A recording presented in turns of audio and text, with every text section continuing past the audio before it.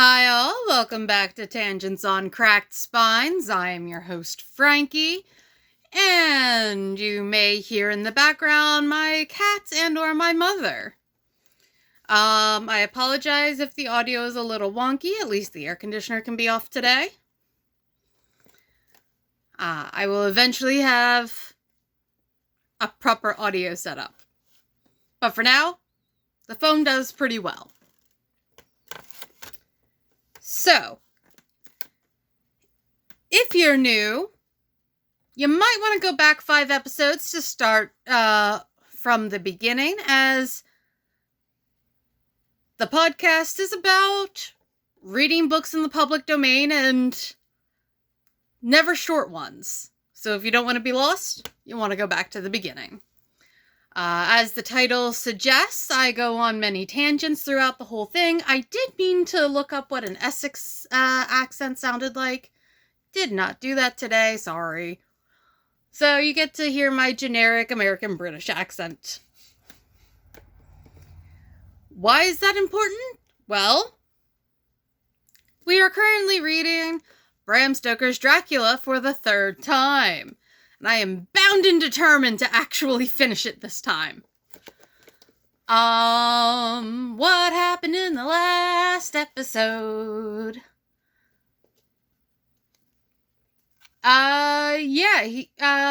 Jonathan is pretty sure that when Dracula goes to England, he's going to die. Disclaimer. This podcast is not necessarily suitable for all listeners, especially if you are under the age of 13. While books may be in the public domain, it does not mean that they are, PG. Because a lot of the books weren't.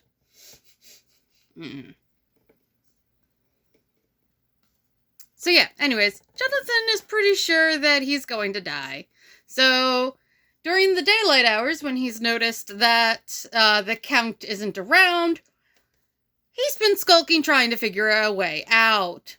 Most recently, he went out a window! Not jumping. He climbed. Into the Count's bedroom.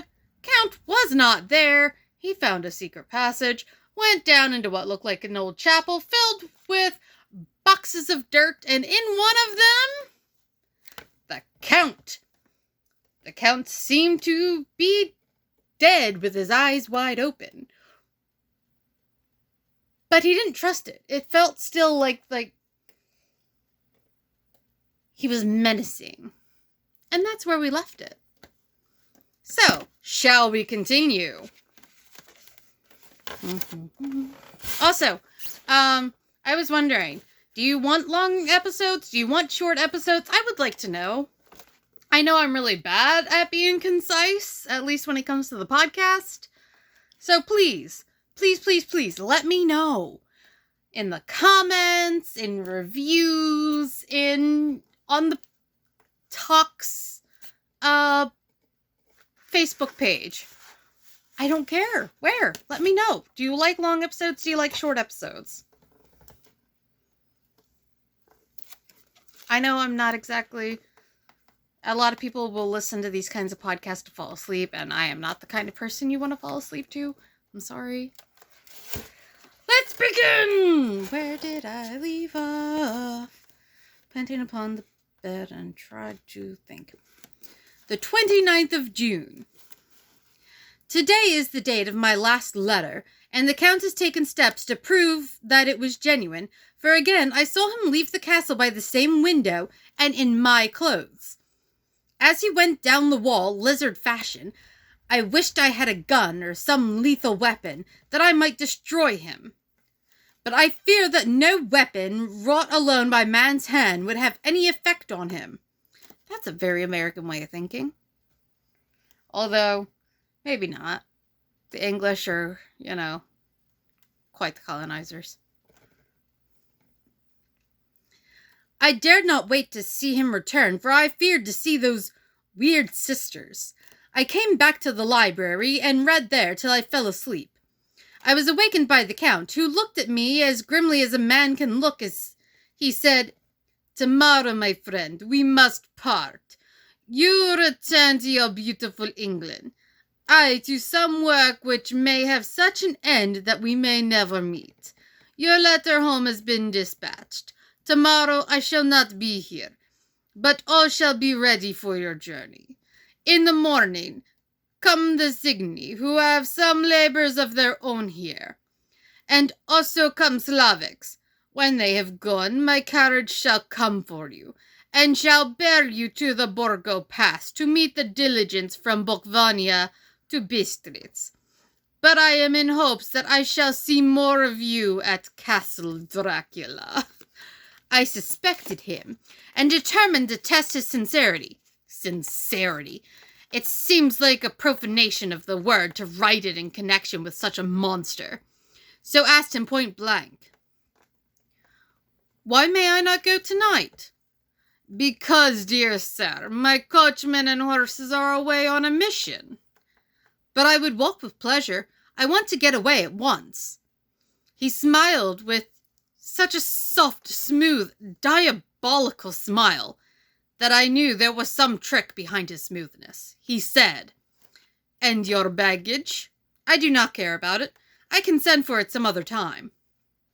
The Count stood up and said, with such sweet courtesy which made me rub my eyes, it seemed so real, "You English have a saying which is close to my heart, for its spirit is that which rules our boyars. Welcome the coming, speed the parting guest. Come with me, my dear young friend. Not an hour shall you wait in my house against your will. Pfft! Though sad am I at your going, and that you so suddenly desire it. Come." With a stately gravity, he, with the lamp, preceded me down the stairs and along the hall. Suddenly he stopped. "Hark!" Close at hand came the howling of many wolves. It was almost as if the sound sprang up at the rising of his hand, just as the music of the great orchestra seems to leap under the baton of the conductor. After a pause, a moment, he proceeded, in his stately way, to the door, drew back the ponderous bolts, unhooked the heavy chains, and began to draw it open. To my intense astonishment, I saw that it was unlocked. Suspiciously, I looked all around, but could see no key of any kind. As the door began to open, the howling of the wolves without grew louder and angrier. Their red jaws with chomping teeth and their blunt-clawed feet as they leaped came in through the opening door. I knew then that to struggle at the moment against the Count was useless. With such allies as these at his command, I could do nothing. But still the door continued slowly to open, and only the Count's body stood in the gap. Suddenly it struck me that this might be the moment and means of my doom. I was to be given to the wolves, and at my own instigation. There was a diabolical wickedness in the idea great enough for the Count, and as a last chance I cried out, "Shut the door! I shall wait till morning!" and covered my face with my hands to hide my tears of bitter disappointment. With one sweep of his powerful arm, the Count threw the door shut, and the great bolts clanged and echoed through the hall as they shot back into their places. In silence, we returned to the library, and after a minute or two, I went to my own room. The last I saw of Count Dracula was his kissing his hand to me, with a red light of triumph in his eyes, and with a smile that Judas in hell might be proud of. When I was in my room and about to lie down, I thought I heard a whispering at my door. I went to it softly and listened. Unless my ears deceived me, I heard the voice of the Count. Back to your own place. Your time is not yet come. Wait, have patience. Tonight is mine. Tomorrow night is yours." There was a low, sweet ripple of laughter, and in a rage I threw open the door and saw without the 3 terrible women licking their lips. As I appeared, they all joined in a horrible laugh and ran away. I came back to my room and threw myself on my knees. It is then so near to the end? Tomorrow? Tomorrow! Lord, help me and those to whom I am dear. 30th June, morning. Ooh, hi, Maneki.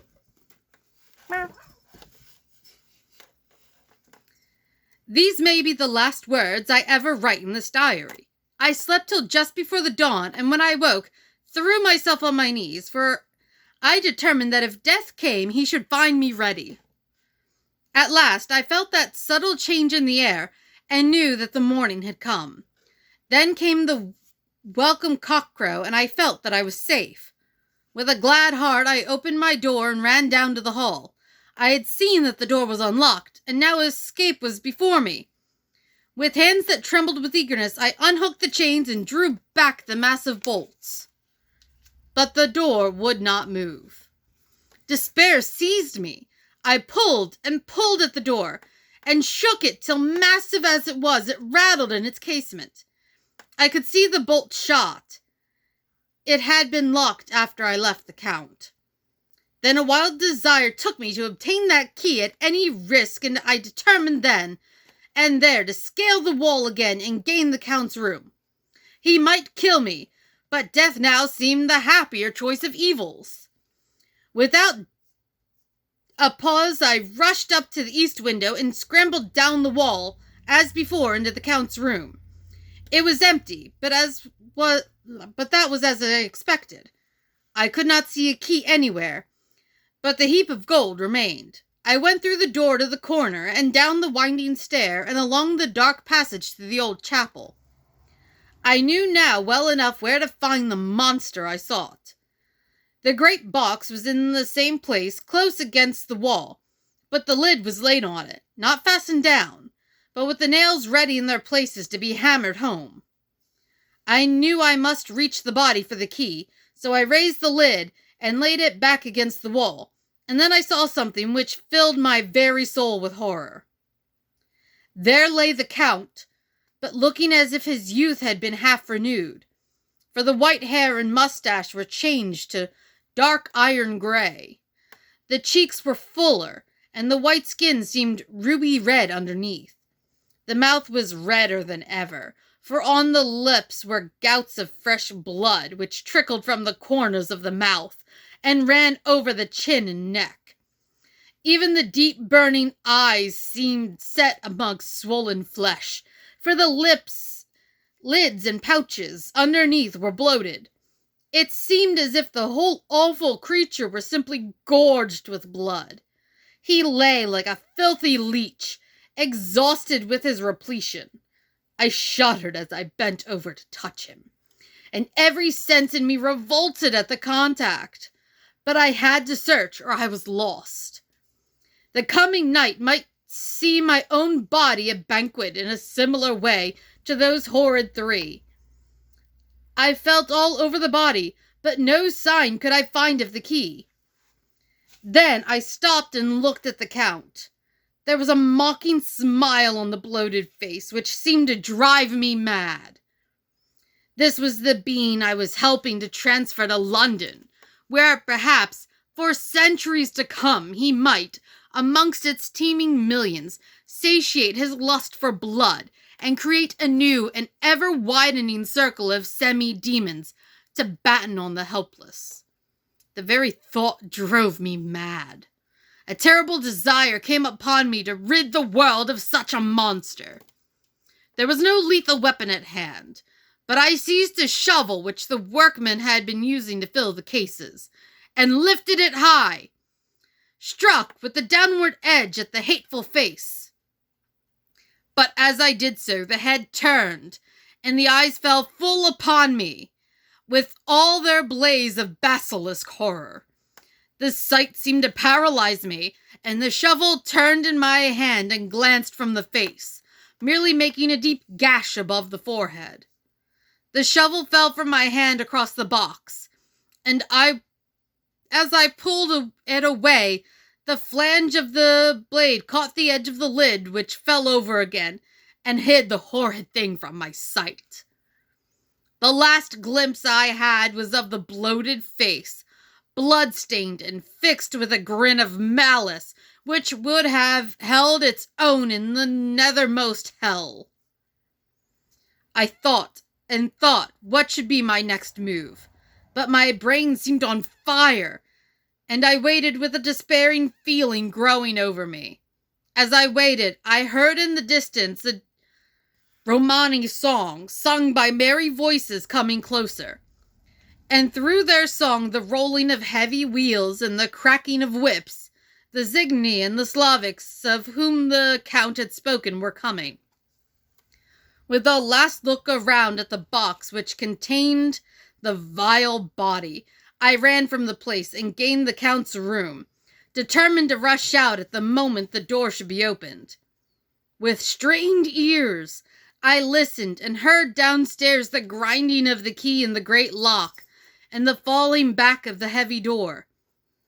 There must have been some other means of entry, or someone had a key for one of the locked doors. Then came the sound of many feet tramping and dying away in some passage which set up a clanging echo.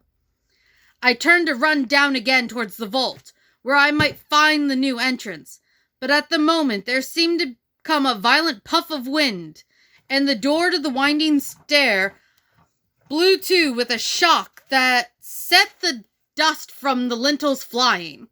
When I ran to push it open, I found that it was hopelessly fast. I was again a prisoner, and the net of doom was closing around me more closely. As I write, there is in the passage below a sound of many tramping feet, and the crash of weights being set down heavily, doubtless the boxes with their freight of earth. There is a sound of hammering. It is the box being nailed down. Now I can hear the heavy feet tramping again along the hall, with many other idle feet coming behind them. The door is shut, and the chains rattle. There is a grinding of the key in the lock. I can hear the key withdrawn. Then another door opens and shuts. I hear the creaking of lock and bolt. Hark! In the courtyard and down the rocky way, the roll of heavy wheels, the crack of whips, and the chorus of the Zigni as they pass into the distance. I am alone in the castle with those awful women.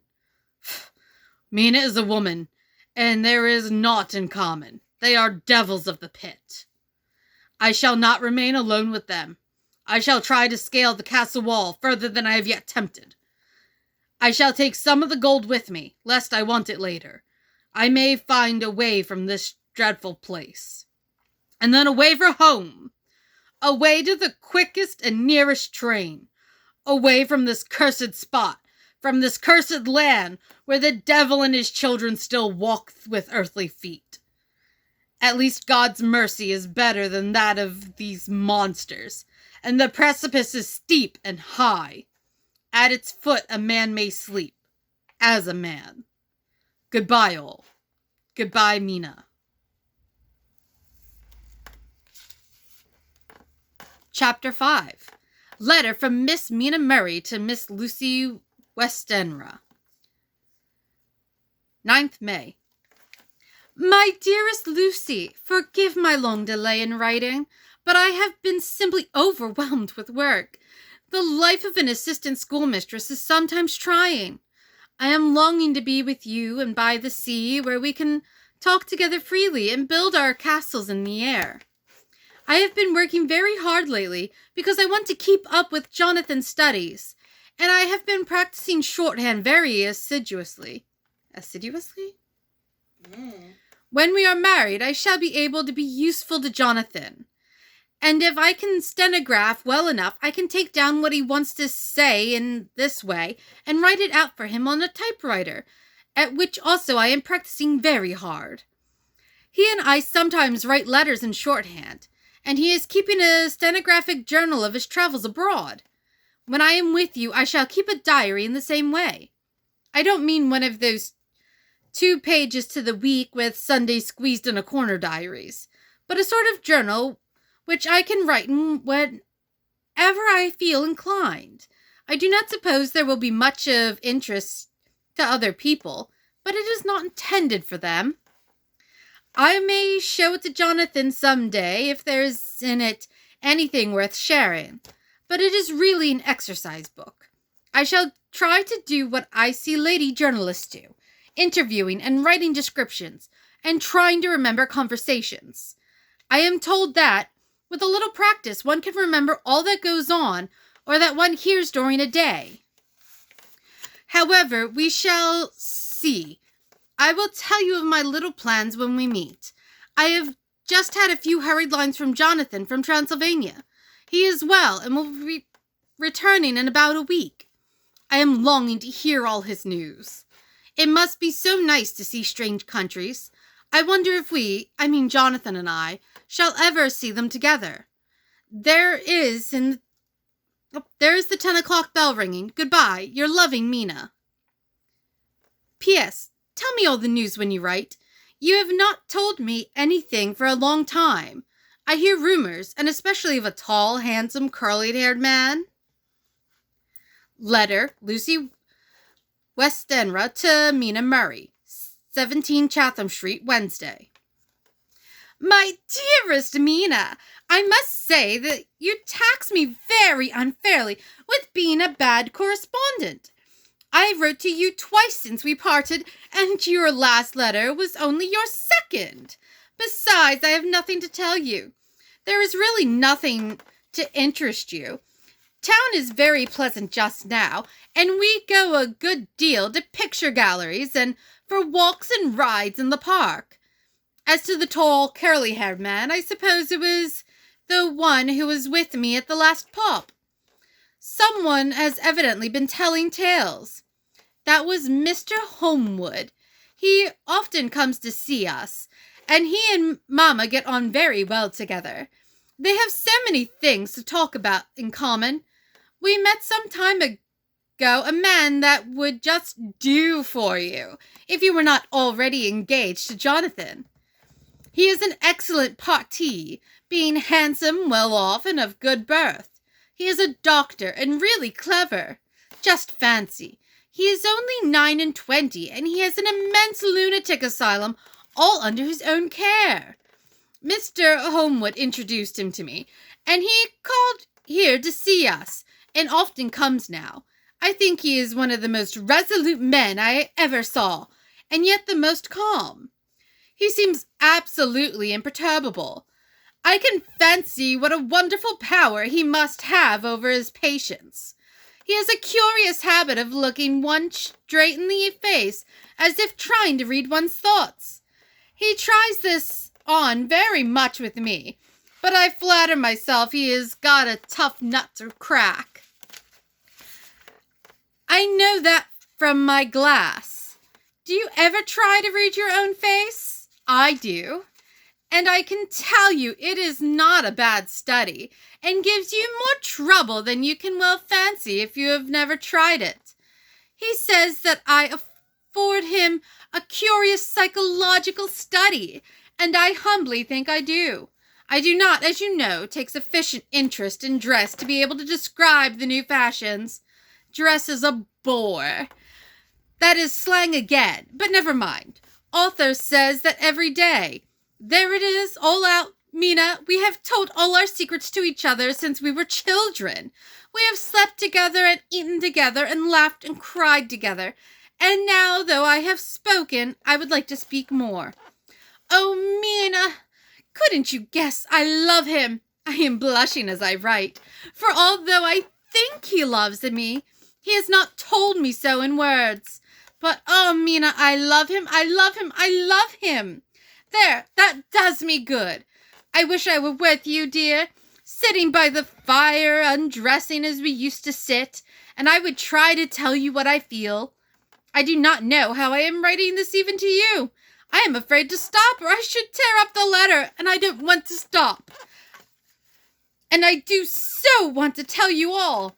Let me hear from you at once, and tell me all that you think about it. Mina, I must stop. Good night. Bless me in your prayers, and, Mina, pray for my happiness. Lucy. P.S. I need not tell you this is a secret. Good night again. L. My mom is trying not to laugh at my depiction of Lucy. Sorry, my armrest is a bit creaky.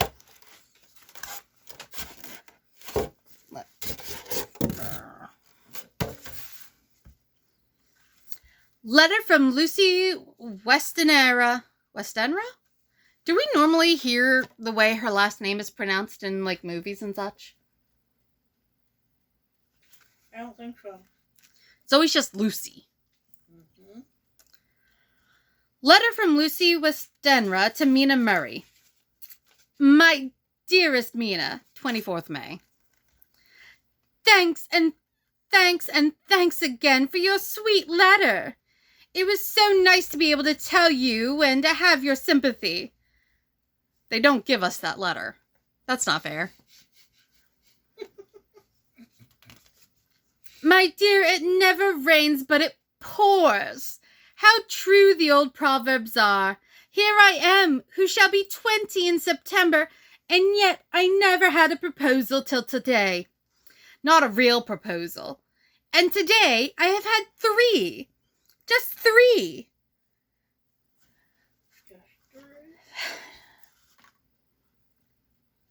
Okay, so I'm dyslexic. I've had 3. Just fancy! 3 proposals in one day. Isn't it awful?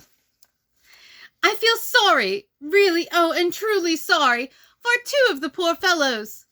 Oh, Mina, I am so happy that I don't know what to do with myself. And 3 proposals. But for goodness sake, don't tell any of the girls, or they would be getting all sorts of extravagant ideas and imagining themselves injured and slighted if in their very first day at home they did not get 6 at least. Hi, Maneki. You want to make an appearance? So, sounded like she said, uh-huh. Oh, okay. Yes, no, maybe so. Some girls are so vain. You and I, Mina dear, who are engaged and are going to settle down soon, soberly into old married women, can despise vanity. Well, I must tell you about the 3, but you must keep it secret, dear, from everyone, except, of course, Jonathan. You will tell him, because I would, if I were in your place. Certainly tell Arthur. A woman ought to tell her husband everything. Don't you think so, dear? And I must be fair. Men like women, certainly their wives, to be quite as fair as they are. And women, I am afraid, are not always quite as fair as they should be. Well, my dear, number 1 came just before lunch. I told you of him. Dr. John Seward, the lunatic asylum man, with the strong jaw and the good forehead. He was very cool outwardly, but was nervous all the same. He had evidently been schooling himself as to all sorts of little things and remembered them. But he almost managed to sit on his silk hat, which men don't generally do when they are cool. And then he wanted to appear at ease. When he wanted to appear at ease, he kept playing with a lancet in a way that made me nearly scream. He spoke to me, Mina, very straightforwardly. He told me how dear I was to him, though he had known me so little, and what his life would be with me to help and cheer him. He was going to tell me how unhappy he would be if I did not care for him. But when he saw me cry, he said that he was a brute and would not add to my present trouble.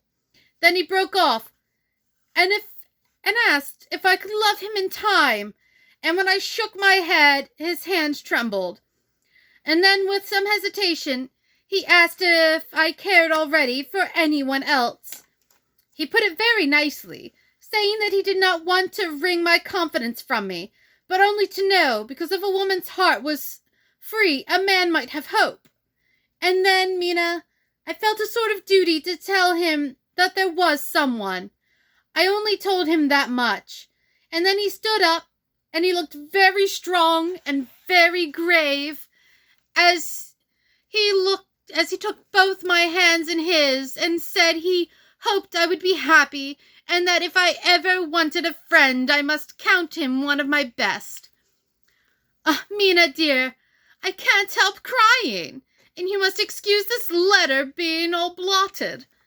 Being proposed to is all very nice and all that sort of thing, but it isn't at all a happy thing when you have to see a poor fellow whom you know loves you honestly going away and looking all broken-hearted, and to know that, no matter what he may say at the moment, you are passing quite out of his life. My dear, I must stop here at present. I feel so miserable, though I am so happy. Evening. Arthur has just gone, and I feel in better spirits than when I left off. I can go on telling you about the day. Well, my dear, number 2 came after lunch. He is such a nice fellow, an American from Texas, and he looks so young and so fresh that it seems almost impossible that he has been to so many places and has had such adventures. I sympathize with poor Desdemona, I can speak, when she had such a dangerous dream poured in her ear, even by a colored man. I suppose that we women are such cowards that we think a man will save us from fears, and we marry him. I know now what I would do if I were a man and wanted to make a girl love me. No, I don't. For there was Mr. Morris telling us his stories, and Arthur never told any, and yet, my dear, I am somewhat previous. Mr. Quincy P. Morris found me alone. It seems that a man always does find a girl alone. No, he doesn't, for Arthur tried twice to make it chance, and I helping him all I could, I am not ashamed to say it now. I must tell you beforehand that Mr. Morris doesn't always speak slang. That is to say, he never does so to strangers or before them, for he is really well educated and has exquisite manners. But he found out that it amused me to hear him talk American slang, and whenever I was present and there was no one to be shocked, he said such funny things. I am afraid, my dear, he has to invent it all, for it fits exactly into whatever else he has to say. But this is a way slang is. I do not know myself if I shall ever speak slang. I do not know if Arthur likes it, as I have never heard him use any as yet. Well, Mr. Morris sat down beside me and looked as happy and jolly as he could, but I could see all the same that he was very nervous. You have something to say?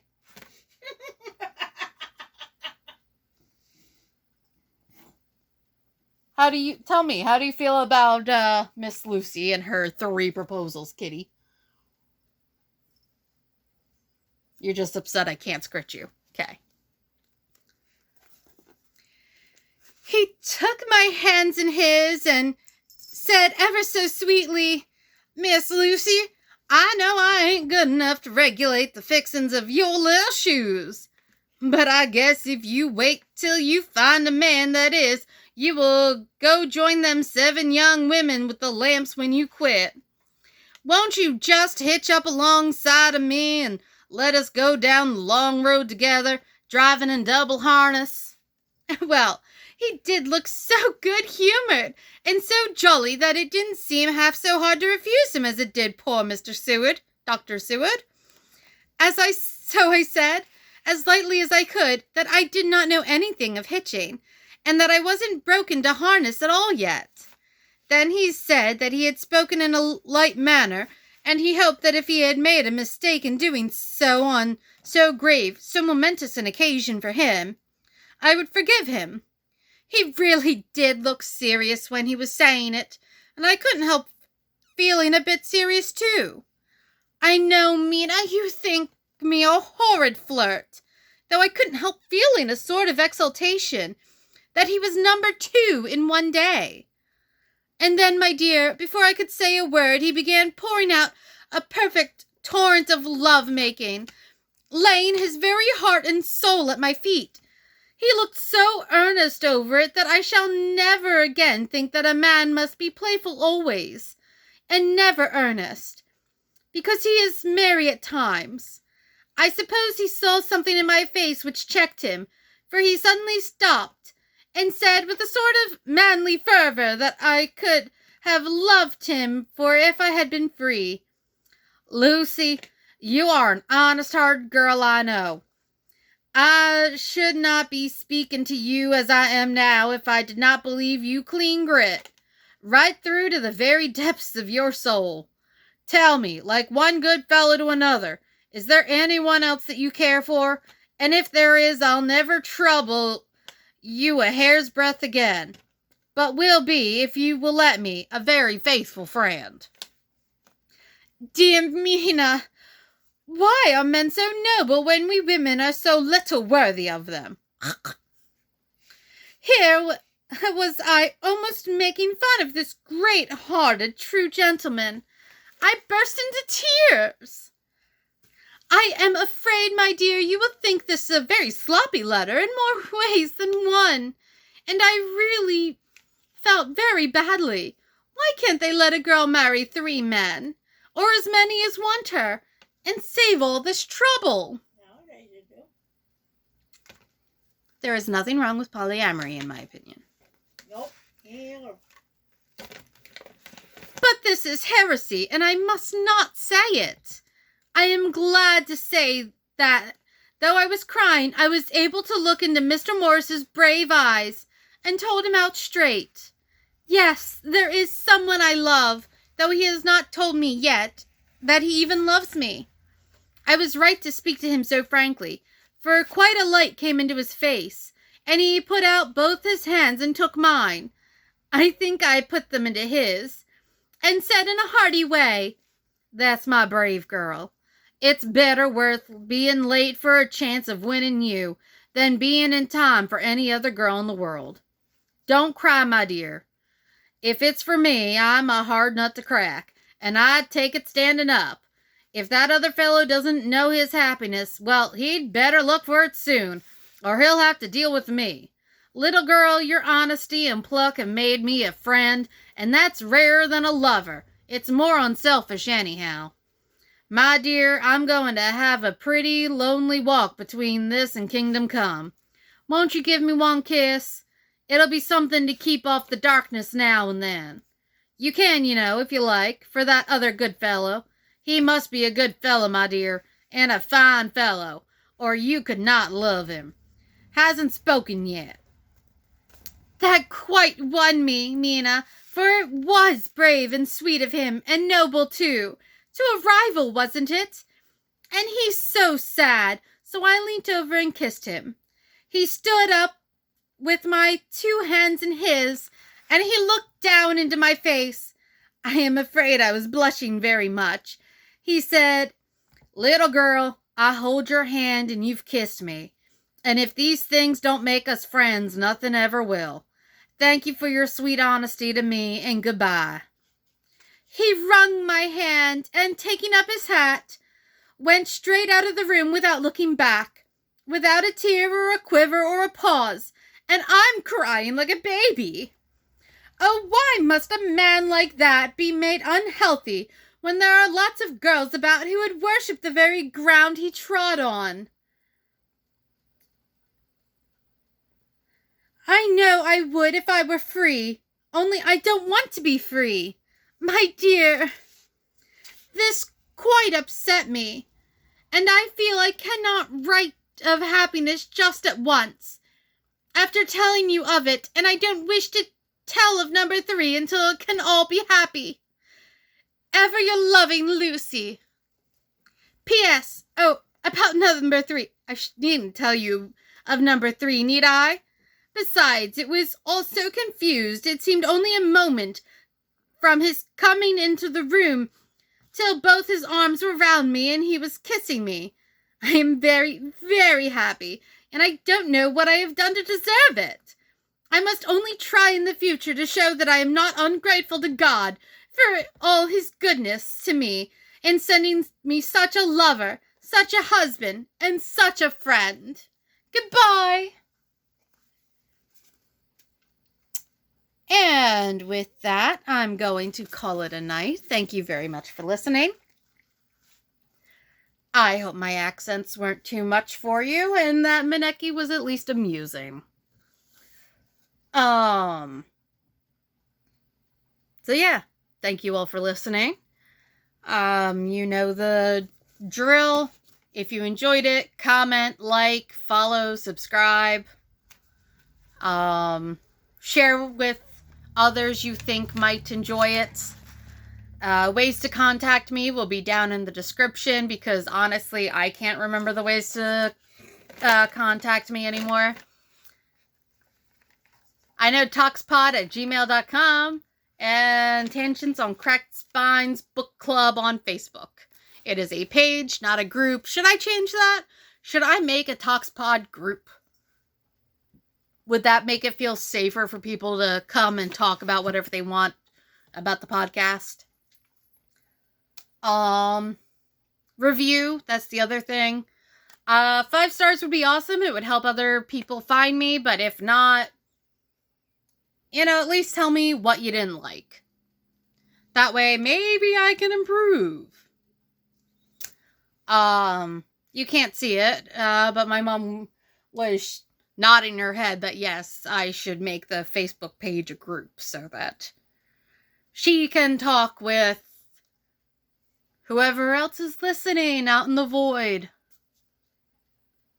Alright, thank you again. Have a wonderful night, day, whatever. Until we meet again.